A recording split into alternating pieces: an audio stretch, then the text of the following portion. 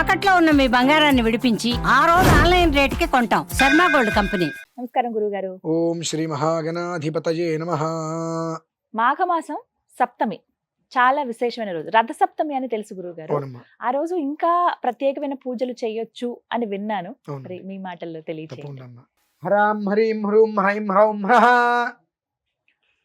ఉద్యన్నద్యమిత్రమః ఆరోహన్నుత్తరాందివం హృద్రోగం మమ సూర్య హరిమానం చ నాశయ సుకేషు మే హరిమానం రోపనాకాసు దద్ధమసి అథో హారిద్రవేషు మే హరిమానం నిదద్ధమసి ఉదగాదయమాదిత్యో విశ్వేన సహసా సహ ద్విషంతం మహ్యం రంధయన్మో అహం ద్విషతే రథం హరాం హ్రీం హ్రూం హ్రైం హ్రౌం హ్రః మిత్రరవి సూర్యభానుగః పోష హిరణ్యగర్భమరీత్యాదిత్య సవిత్రార్క భాస్కరేభ్యో నమః సంజ్ఞా పద్మినీ ఛాయా ఉషా సమేత హరిహర బ్రహ్మాత్మక సవిత్రశ్రీ సూర్యనారాయణ పరబ్రహ్మణే నమో నమః. నమస్కారం సమర్పయామి. రథసప్తమి. ఒక మనిషి అతను బ్రతికున్నంత కాలంలో ఎలాంటి అనారోగ్యము తలనొప్పి కూడా రాకుండా ఉండాలి అంటే సూర్యనారాయణ స్వామిని ఆరాధించాలమ్మా. విశేషంగా ఆరోగ్యం. అందులో మాఘమాసం ప్రతిరోజు ఆరాధించడం అంటే సుమారుగా ఒక రోజుకి మనం స్వామివారికి అష్టాక్షరి మంత్రాలు ఉంటాయి. ఆ మంత్రాన్ని పారాయణ చేస్తూ ఉంటే రోజు రోజుకి మన ఆయుష్ పెరుగుతూనే ఉంటుందమ్మా. 30 రోజులు 30 అరుణ పారాయణ చేసి త్రిచ సౌరం అర్ఘ్యాలు ఇచ్చి నమస్కారాలు చేయడం మొదలు పెడితే సుమారుగా 180 రోజుల ఆయుష్ పెరుగుతుంది. నమ్మినా నమ్మకపోయినా నిజం. అంత గొప్పది మాఘమాసం. విజయవాడలో ఇంద్రకిలాద్రి పక్కన విజయేశ్వర స్వామి ఆలయం ఉంటుందమ్మా. మీరందరూ జీవితంలో బాగుపడాలి అనుకుంటే ఒక్కసారి ఏదో ఒక ఆదివారం ఆలయానికి వెళ్ళండి. వరుసగా వేద పండితులు కూర్చుంటారమ్మా. అరుణ పారాయణ చేస్తారు. అటు ఒక 50 మంది, ఇటు ఒక 50, అటు ఒక 100 మంది, ఇటు 100 మంది అరుణ పారాయణ చేస్తారు. రథసప్తమి రోజు నాడు వెళ్ళండి. ఈ ధనుర్మాసంలో ఈ గొబ్బెమ్మలు చేసి పిడకలు ఆ పిడకల మీద పరమాన్నం వండుతారు. అక్కడ అందరికి ప్రసాదంగా ఇస్తారు.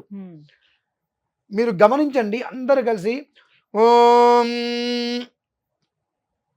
భద్రం కర్ణేభిస్తృణయామ దేవా అంటూ మొదలు పెడతారు ఏకకంఠంతో.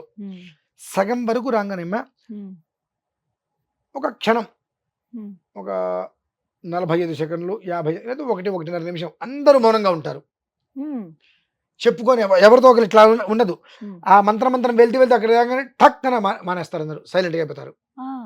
1.5 నిమిషం తర్వాత ఓం అంటూ మొదలు పెడతారు. ఆ మంత్రంలో గొప్పతనం ఏంటంటే, ఏదైనా ఒక మాతృమూర్తి స్త్రీ గర్భవతిగా ఉంటే ఆ మంత్రం వినకూడదు. గర్భవతిగా ఉన్నప్పుడు ఆ మంత్రం వింటే వెంటనే ప్రసవం అయిపోతుందమ్మా. అంత మంత్రం. పూర్వకాలంలో 100కి 100 కూడా సుఖప్రసవం ఎలా అయ్యేవి అంటే, మంత్రసాని ఇంటికి వచ్చినప్పుడు అమ్మాయి లోపల ఇబ్బంది పడుతుంది, లేదా బిడ్డ అడ్డం తిరుగుతుంది అన్నప్పుడు వాకిట్లో కూర్చొని ఆ మంత్రం పారాయణ చేసేవారు. ఆ మంత్రం అయ్యే లోపు డెలివరీ అయిపోయిందమ్మా. అంత గొప్ప విశేషమైంది. చెప్పుకుంటూ పోతే గురుని సూర్య ఆదిత్యోం అంటే అవి మహాదోషం. గురుని సూర్య ఆదిత్యోం యోగం. తేడా ఏంటండి అంటారు. చిన్న అక్షరం ఇక్కడ పలక విధానం. గురుని సూర్య ఆదిత్యోం, సూర్య సూర్య ఆ ఒక్క అక్షరం జీవితాన్ని తలకిందులు చేస్తుందమ్మా. అంటే ఆ 8 అక్షరాలు మేము ప్రతినిత్యం చేసుకుంటూ ఉంటాం. ఆ చేసుకుంటున్నప్పుడు అది మనిషిని దేదీప్యమానంగా నిలబడుతుందమ్మా. అంతకు మించిన పరమరహస్యం తెలుసా మీకు? మాఘమాసంలో ఈ చాలా మంది ఉద్యోగస్తులు ఎక్కువ శాతం గాయత్రి జపం చేస్తూ ఉంటారు. ఎందుకు తెలుసా అండి? ఆ గాయత్రి మంత్రానికి మూలాది దేవుడు సూర్యనారాయణ స్వామి వారు. ఆ గాయత్రి అమ్మవారికి ఆ మంత్రానికి ఎంత సంబంధం కూడా లేదు. తతు సవితు వరేణ్యం, ఆ ఒక సూర్యనారాయణ స్వామి వారి కిరణాల నుంచి ఉద్భవించిన మహత్తరమైన శక్తి మంత్రం అది. సావిత్రి మంత్రం అంటారు దాన్ని. సావిత్రి మంత్రం అంటారు దాన్ని. మన వాళ్ళు అడుగులు గాయత్రి మంత్రం అనేస్తారు. సావిత్రి మహామంత్రం. నాకు అంటే మా ఇళ్లలో 5వ సంవత్సరం 6వ సంవత్సరం ఉపనయనం చేసి ఆ మంత్రాన్ని మాకు ఉపదేశిస్తారమ్మా. అక్కంచి కట్టె కాలే వరకు చేయాల్సిందే. ప్రతిరోజు ఇంకా 3 పూట్ల, ప్రతిరోజు కాదమ్మా, 3 పూట్ల కట్టె కాలే వరకు చేయవలసిందే. ఇది చాలా మహత్తరమైన యోగం. అందులో కూడా మామూలుగా ప్రతి సంవత్సరం వచ్చేటువంటి దానికి ఉమ్, ఈ సంవత్సరం వచ్చినటువంటి దానికి ఉమ్, 10,000 కోట్ల జన్మల యోగం అమ్మా. ఉమ్. 10,000 కోట్లు. కోట్ల జన్మలు ఎత్తిన ఆ అమ్మో. యోగం మనం పొందలేం. హా, ఎందువల్లనంటే హా, భౌమాశ్విని, ఆ రోజు అశ్విని నక్షత్రం, ఉమ్, మంగళవారం భౌమాశ్విని అంటారు. హోమాశ్విని. తర్వాత వచ్చేటప్పటికి రథసప్తమి, దీన్నే రథసప్తమి. కామ్య సప్తమి అంటారమ్మా. ఉమ్, కామ్య సప్తమి. హా, కమలాత్మిక అశ్విని, కమలాశ్విని అంటే హా, కమలాశ్విని, కామ్యాశ్విని, కమలాత్మిక సప్తమి, కామ్య సప్తమి, ఉమ్, భౌమాశ్విని, ఉమ్. ఇన్ని కలిపి భౌమ వచ్చాయి. సప్తమి అన్ని ద్విగుణీకృతంగా కలిసి వచ్చినాయి. ఉమ్. 122 పుష్కరాల తర్వాత ఓ. కలిసి వచ్చిందమ్మా. ఉమ్, దీనికి అంతకు మించిన మహర్యోగం అనేటువంటిది పూర్ణ కుంభమేళ. ఉమ్. ఇది కూడా మనకు కుంభమేళ అవుతోంది కదా. భోగి రోజు నాడు వచ్చింది. అవును, 13. మనం ఎప్పుడు చూడాల. ఉమ్, భోగిరాజు రోజు. భోగిరాజు అవునండి, వచ్చింది. అవును. ఆ రోజు పౌర్ణమి.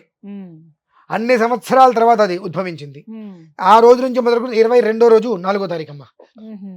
కరెక్ట్ గా లెక్కించు. 22 ఉమ్, 4 2 2 4 ధర్మ అర్ధకామ్య మోక్షాలకు మూలం.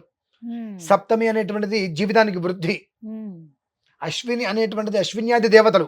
ఉమ్, సంతానం కలగాలంటే వాళ్ళ అనుగ్రహం కావాలి, ఉమ్, అశ్విని దేవతలు. ఉమ్, ఇలా కమలాత్మిక అమ్మవారికి చాలా దేదీప్యమైనటువంటిది.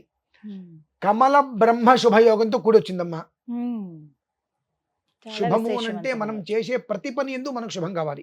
ఉమ్, బ్రహ్మ అంటే సృష్టించడం. అవును. ఇప్పుడు బ్రహ్మదేవుడు మనల్ని సృష్టించాడు. ఉమ్, మనం ఈ సోఫాల్ని, కెమెరాల్ని, టీవీని సృష్టించాం.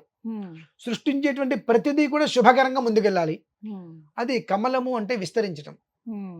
ఆ ప్రతిదీ కూడా మొత్తం యావత్ ప్రపంచం విస్తరించాలి, ఉమ్, అందరూ కూడా సుఖంగా ఉండాలి అనేటువంటి దేదీప్యమైన పర్వదినమమ్మ.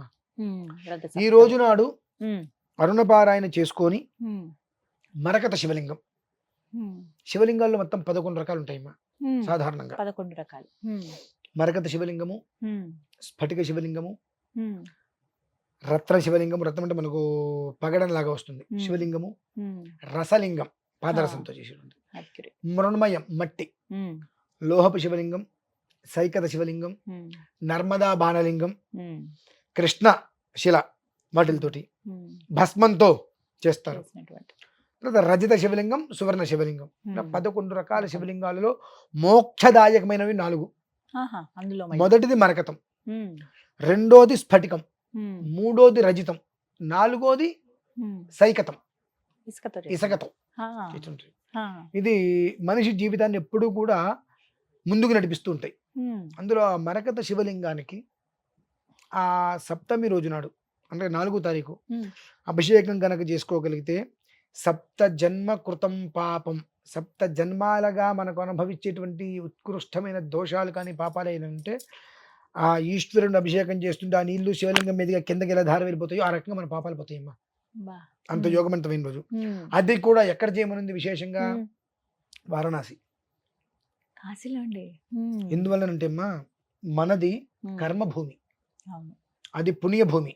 ఉమ్, అక్కడ అనేటువంటిది మనం చేసేటువంటిది ఒక్కసారి చేస్తే కొన్ని కోట్ల ఫలితం వస్తుంది. ఉమ్. ఇక్కడ కొన్ని కోట్ల సారి చేస్తే ఒక్కసారి వస్తే అదృష్టంగా మనం భావించవచ్చు. ఉమ్. అదేంటండి, ఉమ్. ఇక్కడ ప్రతిదీ కర్మే. కర్మ ఫలితం. నువ్వు ఎంత చేస్తే నీ కర్మ తొలగిపోవాలి ఉమ్, అంటే మనం కోరుకున్నవన్నీ రావాలంటే మనం చేసేదంతా పుణ్యమై ఉండాలి. ఉండాల్సిందే. మనం ఎక్కడ చేస్తున్నాం? అలా లేదు కదా అసలు. కాబట్టి మనకి ఏమీ రాదు. ఉమ్, కాబట్టి ఆ వారణాసి మహాక్షేత్రంలో ఉమ్, ఆ మరకత శివలింగానికి ఎక్కడైనా సరే, ఉమ్, ఆ మరకత శివలింగానికి అంటే ఆ వారణాసి మహాక్షేత్రంలో ఎక్కడైనా ఉమ్, మరకత శివలింగానికి అభిషేకం. ఉమ్, మీకు కుదరని పక్షం మీ ఇంట్లో మీ దగ్గర మరకత శివలింగం ఉంటే ఉమ్. దానికి ఉమ్. అన్నాభిషేకం, దధ్యన్నాభిషేకం అంటే ఇంట్లో అన్నము చేసుకోవచ్చు. పెరుగన్నము రెండింటిలో అభిషేకం అమ్మా. చిన్న చిన్న శివలింగాలు ఉంటాయండి ఇంట్లో, పర్వాలేదా? ఏదైనా చేసుకోగలగాలి. ఉమ్, చేసుకోగలిగితే ఉమ్, వాళ్ళ జన్మాంతరంలో వెనక్కి తిరిగి చూసుకోకర్లేదమ్మా. ఉమ్. అంతటి మరకత శివలింగాన్ని తీసుకొని మేము కాశీ వెళ్తున్నాం. ఓ, 2వ తారీఖు బయలుదేరి కాశీ వెళ్ళి మీకు ఆ ఉమ్. శివలింగాన్ని కూడా ఇప్పుడు నేను తప్పకుండా చూపిస్తాను. తప్పకుండా. ఆ, ఇది మరకత చాలా శివలింగం, బాగుందండి అసలు. మహాదేవ. ఏకశిలమ్మ. పూర్తిగా ఏకశిల. ఆ, ఆ మరకతాన్ని తీసుకొని ఉమ్, ఇన్ని కిలోలు అని చెప్పి తీసుకొని దాన్ని మిషన్ మీదుగా కాకుండా ఉమ్. హ్యాండ్ తోటి చెక్కించారు. ఆ, మొత్తం ఇప్పుడంతా కూడా ఆ ఏకశిల. ఏకశిలేనమ్మ. ఆ, అసలు ఎంత ఒకసారి అందంగా ఉందండి. స్టోన్ దెబ్బతింది, మళ్ళీ ఉమ్. మళ్ళీ స్టోన్ తెప్పించాము. హా. తెప్పించి మొత్తం అంతా ఏకశిలగా నాకు కావాలని చెప్పి తెప్పించుకున్నాం. ఎంత ఇది మొన్న బాగుందో భోగి అసలు. రోజు నాడు ఇంటికి వచ్చిందమ్మా. ఆహా. ఇప్పుడు ఈ శివలింగానికి మీరు ఇప్పుడు ఈ వారణాసిలో శివలింగాన్ని వారణాసి తీసుకెళ్ళిన కూడా కాదమ్మా, ఆ. అది కూడా కొంత యోగం ఉండాలి. ఉమ్, ఉదయం ఉమ్, సూర్యోదయానికి ఉమ్, వారణాసిలో శివలింగానికి అన్నాభిషేకము, ఉమ్, పెరుగు అన్నాభిషేకం ఇది Hmm. చేసుకొని ఉమ్. వెహికల్ ఎక్కి కంచి ప్రయాగరాజ్ కుంభమేళకి వెళ్తాం. ఓ. మధ్యాహ్నం సమయంలో కల్లా ఉమ్, కుంభమేళకి వెళ్ళి అక్కడ అభిషేకం చేయటం, ఉమ్. మళ్ళీ సాయంత్రానికి వారణాసి వచ్చి అభిషేకం చేయటం. మళ్ళీ ఇదే అభిషేకం. హా. 3 కాలాల యందు 3 చోట్ల దీనికి అభిషేకం అభిషేకం చేయాల్సిందేనమ్మా. చేస్తారు. ఉమ్, ఎందువలన చేయాలంటే మనకు భగవద్గీతలో చెప్పబడింది, ఉమ్, అన్నాత్ భవంతి భూతాని పర్జన్యాత్ అన్న సంశయ యజ్ఞాత్ భవంతి పర్జన్య యజ్ఞ కర్మ సముద్భవ అని చెప్పి, ఉమ్, భూమి మీద పుట్టిన ప్రతి మనిషి కడుపు నిండా భోజనం చేయాలంటే ఉమ్, కొన్ని విధానాలు మనం అనుసరించాలి. ఉమ్. అంతకు మించినటువంటి యజ్ఞం ఇదేనమ్మా. ఆ, ఆ ఈశ్వరుడికి అభిషేకం చేసుకొని ఉమ్, 5వ తారీఖు ఈశ్వరుడికి దర్శనం చేసుకొని అందరినీ వెనక్కి పంపించేస్తాం మాతో వచ్చిన వాళ్ళని. ఉమ్. ఇక నేను శివరాత్రి పర్యంతం అక్కడే, ఆహా, మీరు అక్కడే ఉంటారు. శివరాత్రి అయ్యే వరకు అక్కడే ఉండి నిత్యం దేవతార్చన ఉమ్. చేసుకోవటం. కానీ అసలు ఎంత అటువంటిది. చక్కగా ఉందండి, చాలా బాగా కుదిరింది. ఇది ఎవరైనా సరే ఇలా పట్టుకోండి, మామూలుగా పట్టుకున్నప్పుడు ఏం బరువు ఉండదు. ఒక మ్మ్. 4 కిలోలు ఉంటుంది మామూలుగా, ఉమ్, పెద్ద బరువేం అనిపించదు. ఉమ్, ఇలా పట్టుకుంటున్న కొద్దీ ఈ గోకర్ణ మహాక్షేత్రంలో ఆత్మలింగం ఎలా అయితే కనుక అలా లాగుతున్న కొద్దీ పైకి వెళ్ళిపోయిందో, అవును. ఇలా పట్టుకున్న కొద్దీ ఆ బరువు మనం మొయలేమమ్మా. ఉమ్, అది మన ఇలా పట్టుకుంటే ఉమ్, ఇలా ఇలా ఇలా తర్వాత దిగిపోతుంది కిందకి. ఆ దిగిపోతుంది. బరువు మనం మొయలేం. మనం ఉమ్. మనం ఎంత ఆయన పట్టుకోవడానికి అంతే. ఏదో ఒక క్షణం అంటే ఉమ్, ఇలా ఇలా పెట్టుకోగలుగుతాం, ఉండగలం గానీ. మనం పట్టుకోలేమమ్మా. ఉమ్, అట్లా ప్రతి మనిషికి కూడా ఆ భాగ్యం అనేటువంటి దక్కాలి. ఇటువంటి భాగ్యం మరలా ఉమ్, ఈ శరీరంతో మనం చేయలేమమ్మా. చేయలేం. ఉమ్, ఇక ఎన్ని జన్మలు పడుతుందో ఉమ్, నిజం. అది మాత్రం ఖచ్చితం. ఉమ్, ఇప్పుడు వచ్చినటువంటి ఈ ఒక్క కుంభమేళయే ఉమ్, 144 సంవత్సరాలకు వచ్చింది. ఉమ్, దీన్ని ఎలా లెక్క వెయ్యాలి? ఆ 144 సంవత్సరాలకు వచ్చింది అంటే ఆ తిథివార నక్షత్ర యోగ కిరణాలన్నీ కూడా ఉమ్, ఏకకాలంలో ఉమ్, కలిసి రావాలి. ఉమ్. అలా ద్విగుణీకృతంగా కలిసి రావాలంటే మరో జన్మెత్తాలమ్మా. ఇంకా చూసినట్టేనండి. ఇప్పుడు ఇది ద్విగుణీకృతంగా వచ్చింది. 122 పుష్కరాలు అంటే 1400 సంవత్సరాలు 1400. ఈ రథ సప్తమి. ఉమ్, ఈ రథ బా, సప్తమి ఉమ్, 1400 సంవత్సరాలు ఉమ్, అంటే 122 పుష్కరాల తర్వాత వచ్చింది. వస్తోంది. ఉమ్. ఇది త్రిగుణీకృతం రావాలంటే మన వల్ల ఎక్కడ అవుతుంది? అసలు చూడగా ఆలోచన కూడా చేయలేవండి. మహాకుంభమేలే. ఉమ్, ఇప్పుడు చూడండి, దీనికి మూల కారణం ఇంత ఈశ్వరుడు తేవటానికి. ఉమ్, రేపు మనకు శివరాత్రి అనంతరం ఉమ్. షడ్గ్రహ కూటమి ఉందమ్మా. షష్ఠగ్రహ కలయిక. కుటుంబం. అవునండి అన్నారు. అది విపత్తు వస్తుందా, నాశనం చేస్తుందా, బాగు చేస్తుందా అంటే ఇది ఖచ్చితమని చెప్పడం కష్టం. ఉమ్, నాశనానికి మూలం ఉంది ఉమ్, ఖచ్చితంగా, ప్రళయం. ఉమ్. కానీ ఆ ప్రళయం రాదు అని చెప్పడానికి చాలా కారణాలు ఉన్నాయి. ఓ, రాదని. ఉమ్, జ్యోతిష్యము అంటే భయపెట్టేది కదమ్మా, ఉమ్, ముందస్తు హెచ్చరిక. ఉమ్. హెచ్చరిక చేసి దాని నుంచి జాగ్రత్త కాపాడే పడండి. ప్రయత్నాలు మనం చేసుకునేటువంటిది. అవును. ఇన్ని సంవత్సరాలు వచ్చిన తర్వాత వచ్చినటువంటి ఈ యొక్క కుంభమేళ పౌర్ణమి రోజు నాడు, భోగి నాడు వచ్చింది. ఉమ్, భోగ భాగ్యాలు మనం అందరం కోరుకుంటూ ఉంటాం. ఆ Hmm. భోగి రోజు నాడే, పౌర్ణమి రోజు నాడే మనకు సంప్రాప్తమైంది. ఉమ్, ఎందువలన సంప్రాప్తమైంది అంటే ఈసారి శివరాత్రి కూడా ఉమ్, ఈశ్వరుడు ఉమ్, సంహార భైరవంగా, సంహార భైరవుడు, ఉమ్. అష్టభైరవులు ఉంటారు మొత్తం, అందులో సంహార భైరవుడు సంహార భైరవ. కాలాగ్ని రుద్రుడై ఉమ్, చాలా అత్యంత ఆవేశంగా ఉన్నాడు ఈశ్వరుడు. ఉమ్. శివరాత్రి తర్వాత వచ్చే షష్ఠగ్రహ కూడా దానికి సంబంధించింది. వినాశకారం దాపరించక తప్పదు. ఉమ్, దాని నుంచి మళ్ళీ నా పిల్లలే కదా బాధపడేది. ఆయన వాళ్ళకి ఎట్టాగో జ్ఞానం లేకపోవచ్చు, జగత పితరు కాపాడాల్సిన- వందే పార్వతీ పరమేశ్వరు అందరూ నా పిల్లలు అని చెప్పి ఎదుటి మనిషిని హింసించకుండా వాళ్ళు ఎట్లాగా ఉండరు, ఉమ్, వాళ్ళకి జ్ఞానం లేదు కదా, నాకు జ్ఞానం లేకుండా ఉంటుంది అని చెప్పి ఉమ్, వేల సంవత్సరాల క్రితమే పునరుత్పత్తి అనేటువంటిది కొన్ని విషయాల్లో ఉండాలి, కొన్ని విషయాల్లో ఎవరికి ఇబ్బంది పడకూడదని చెప్పి ఈ కుంభమేళ లాంటివి తీసుకొచ్చి కోట్లాది మంది ఉమ్. రుద్రుళ్ళే. ఓ, ఇప్పుడు అక్కడికి వచ్చిన వాళ్ళందరూ రుద్రులే కదమ్మా. నిజంగా. బాగా మీరు శివ- గమనించారో లేదో, శివస్వరూపులే మీరు అందరూ. ఎవరన్నా వస్తారంటే ఈ నేనున్న 2 రోజుల్లో మీకు చూపిస్తే అక్కడ ఉమ్. గంగలోంచి ఇలా వస్తూ మాయమైపోతారు. ఆ, కనిపించరండి ఇంకా. అంతమంది ఇప్పుడు కొన్ని కోట్ల మంది వచ్చారు. అవును. రోడ్డు మీద మనకి ఎక్కడ కనిపించారు కదా, ఎక్కడున్నారు వాళ్ళు? వారందరికీ ఇది ఇంత మహా కుంభమేళని ఎవరు తెలుసు? దగ్గర పంచాంగాలు ఉన్నాయా? వస్తారు కదండి, నిజం. ఇదైతే భగవత్ అద్భుతమే. తత్వం. ఉమ్, మన సనాతనంలో మాత్రమే ఉన్న తత్వం ఇది. ఎక్కడెక్కడ మనకు కనిపించరు కూడా కనిపించరు. ఉమ్, అంతమంది ఎక్కడి నుంచి వచ్చారు? మొత్తం ఈ స్టేట్ సెంట్రల్ గవర్నమెంట్ని రైళ్ళు మొత్తం తీయమండి, ఎవరు ఉండరు మ్యాక్సిమం. అందరూ కూడా వాయు రూపంలో మనోవేగంతో వచ్చేస్తారు. ఎలా వచ్చారో కూడా తెలియదు. ఆ వచ్చిన వాళ్ళు అలా వెళ్ళిపోతుంటారు మళ్ళీ. చివరికి చూడండి ఎలా వచ్చారో అలానే మొత్తం శూన్యం ఏముండదు. అంతమంది రుద్రులు ఏకులు ఎక్కడికి వచ్చి ఏకకాలంగా ఏకకంఠంతో రుద్ర నమశివాయ నమశివాయ నమశివాయ హర హర మహాదేవ్ అనుకుంటూ ఆయన నామస్మరణ ఆయనే చేసుకుంటున్నాడు అక్కడ. హరహ అంటే చాలు ఎన్నో రకాల దోషాలు పోతాయి. అటువంటిది ఈ గ్రహకూటమి ఒక లెక్క. అందుకనే ముందుగా ఇలా రావడం ముందు ప్రణాళికలో తీసుకొచ్చాడు. అదే క్రమంలోనే కమల బ్రహ్మ శుభయోగం. కమలము అంటే విస్తరించడం, బ్రహ్మము అంటే సృష్టించడం. ఆ సృష్టించినటువంటి పదార్థం ఏదైనప్పటికీ కూడా శుభకరంగా అందరికీ యోగించడం, అది ప్రపంచం మొత్తం విస్తరించడం ఆ యోగంలో వస్తుందమ్మా. కాబట్టి ఆ యోగం సర్వజనులకి అందాలన్న ఉద్దేశంతో ఇక్కడ చేసే విధానాన్ని అనుసరిస్తూ ఆ రోజు నాడుకు వెళ్ళి, నేను వెళ్తే ఫ్లైట్లో కానీ ఏదైనా కారులో కానీ వెళ్ళిపోయి ఇక్కడి నుంచి మొత్తం తీసుకొని అక్కడ ఆరాధన చేయడం. వారణాసిలో ఆరాధన జరుగుతుంది. అదే రోజు మధ్యాహ్నం కుంభమేళలో ఆరాధన, అదే రోజు సాయంత్రం మళ్ళీ కాశీ. ఎన్నో తారీఖు వచ్చింది గురువు? 4వ తారీఖు. 4 సప్తమి ఆ రోజునే. చాలా విశేషవంతమైన రోజు అండి. మామూలు విశేషం అయితే కాదమ్మా అది. పాల్గొనొచ్చా అండి ఎవరైనా ఇందులో? ఇబ్బంది లేదు. మాతో పాటు వస్తానంటే మేము తీసుకెళ్తాం, లేదు ముందే వచ్చేసి అక్కడ ఉంటాము అంటే అక్కడ ఉండవచ్చు. ఎవరెక్కడున్నా 3వ తారీఖు రాత్రికి మాకు అందుబాటులోకి వస్తే 4వ తారీఖు ఉదయం వారి స్వహస్తాలతో అభిషేకం చేయొచ్చమ్మా. ఆ ఒక్క అవకాశం కాశీలో ఉంటుంది.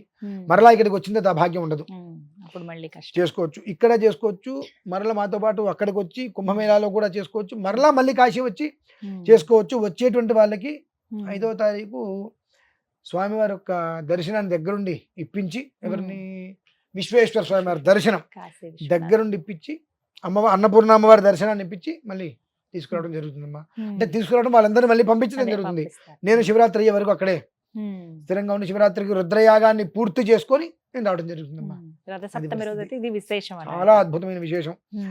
ఈ కలవు అంటే కలియుగం, ఈ ఒక్క శరీరంతో మాత్రం అటువంటి పుణ్య దినాన్ని మనం మళ్ళీ చూడలేం. అంటే మళ్ళీ ఎప్పటికి రావాలంటే మళ్ళీ 122 ఊహించుకోవడానికి కూడా కష్టంగానే ఉంది గురుగారు. మనకు తర్వాత 10 తరాలు 15 తరాలు దాడుతుంది. మనం ఎక్కడ అసలు అప్పటికి ఎలా ఉంటాం, మనం చేసుకునే పుణ్యం మాత్రం వాళ్ళకి అందుతుందండి. మన తర్వాత తరాల వాళ్ళకి ఆ పుణ్యం వాళ్ళకి ఇవ్వగలిగితే వాళ్ళు ఆనందంగానే ఉంటారు. అదమ్మా పరిస్థితి. గురుగారు ధన్యవాదాలు.